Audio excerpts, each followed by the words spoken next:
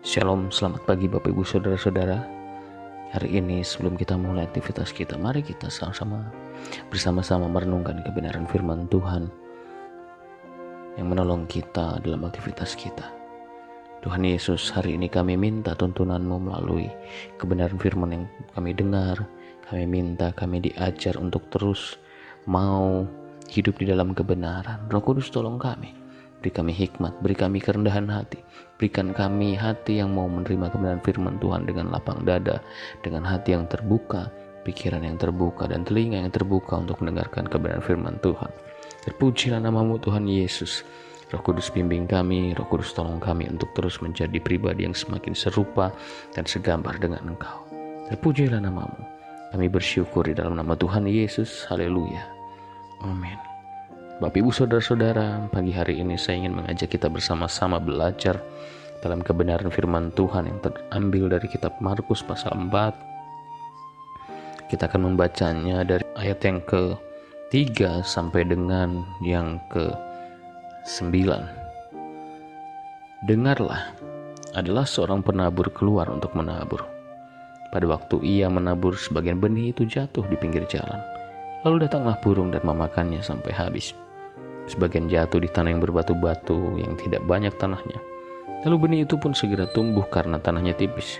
Tetapi sesudah matahari terbit, layulah ia dan menjadi kering karena tidak berakar.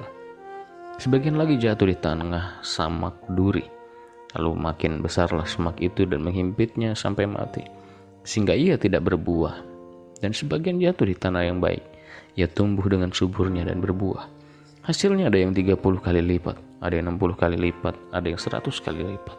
Dan katanya, siapa yang mempunyai telinga untuk mendengar, hendaklah ia mendengar. Ya, Bapak Ibu Saudara-saudara, kebenaran firman Tuhan ini mengajarkan kepada kita untuk kita mempunyai sikap hati yang baik ketika kita mendengarkan kebenaran firman Tuhan. Perumpamaan pertama diceritakan bahwa ada seorang penabur yang menabur benihnya. Dikatakan ada yang benihnya terjatuh di pinggir jalan. Dikatakan orang-orang yang seperti ini tidak sempat menumbuhkan firman itu. Kemudian dia digoncangkan oleh tipu muslihat iblis, dan iblis mengambil kebenaran firman Tuhan itu dari dalam hatinya. Kemudian ada yang berbatu-batu. Ialah orang yang mendengarkan firman Tuhan, kemudian mereka menerimanya. Mereka mungkin orang-orang yang di gereja yang penuh dengan semangat dan antusias, euforia yang sangat baik. Ketika mendengarkan firman Tuhan, mereka dengan lantang berkata amin. Dengan berkata yes, amin. Tetapi ketika bertumbuh, benih itu tidak berakar dan hanya tumbuh sebentar saja, mungkin hanya di dalam gereja. Datang penganiayaan, penindasan, mungkin datang cobaan di dalam hidup mereka, tekanan, godaan untuk mereka meninggalkan iman mereka. Kemudian mereka segera pindah dan murtad. Kemudian yang lain ditaburkan di semak duri adalah orang-orang yang mendengarkan firman Tuhan, tetapi keinginan, kekayaan dunia ini, bahkan tipu muslihatnya, membawa mereka terhimpit sehingga tidak dapat berbuah. Mungkin orang-orang seperti ini adalah orang-orang yang hidup di dalam gereja, aktif melayani, tetapi mereka masih bisa rentan untuk jatuh di dalam dosa. Mereka yang terlalu bernafsu, mengejar kekayaan, harta, kemudian jatuh ke dalam dosa-dosa yang lain, dosa seksual, dan apapun. Sehingga mereka tidak mengalami pertumbuhan dan tidak berbuah. Hanya menjadi sekedar orang yang aktif tetapi tidak mau sama sekali untuk berbuah dan menghasilkan jiwa-jiwa, menghasilkan banyak orang yang mengenal Tuhan. Kemudian ada yang ditaburkan di tanah yang baik. Ini adalah orang yang mendengarkan firman Tuhan itu dan menyambutnya dengan dikatakan tangan terbuka, hati yang terbuka, dan pikiran terbuka. Bahkan benih itu bertumbuh, berbuah, dan buahnya dikatakan ada yang menghasilkan 30, 60, dan 100 kali lipat.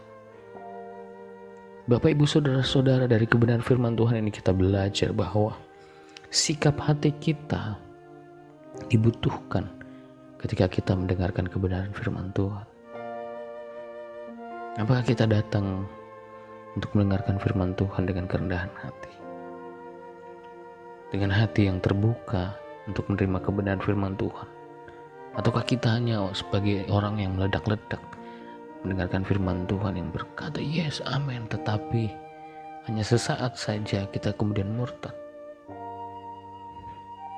Ataukah kita orang yang terus hidup dalam gereja dan melayani Tuhan aktif, tetapi kita terus masih jatuh di dalam dosa dan tidak berbuah dan tidak ada pertumbuhan yang baik? Ataukah kita orang yang dengan senang hati terbuka, mau diubahkan, mau diajar Tuhan, mau kembali untuk bertobat dan terus mau diperbaharui oleh Tuhan? Tidak ada jaminan ketika kita di gereja kita akan terus menjadi orang yang kuat dan kebal terhadap dosa. Kita bisa saja mengalami kemunduran ketika benih firman Tuhan itu jatuh di dalam hati kita. Mungkin kita bisa menerimanya dari sukacita. Kalau kita melihat dari keempat jenis tanah atau wadah di mana benih itu ditabur, keempat-empatnya berbicara tentang jenis hati di antara kita.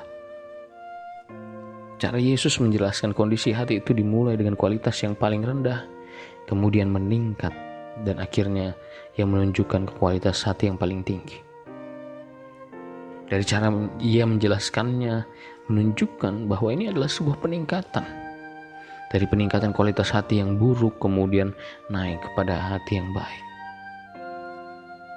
Tetapi ketika umat Tuhan tidak mau terus mengalami pertumbuhan, bisa saja kita terus mengalami penurunan kalau kita tidak mau diubahkan oleh Tuhan. Hati kita tidak terus mengalami perubahan. Bisa saja kalau kita terangkan dengan perumpamaan yang sama. Seandainya kita balik,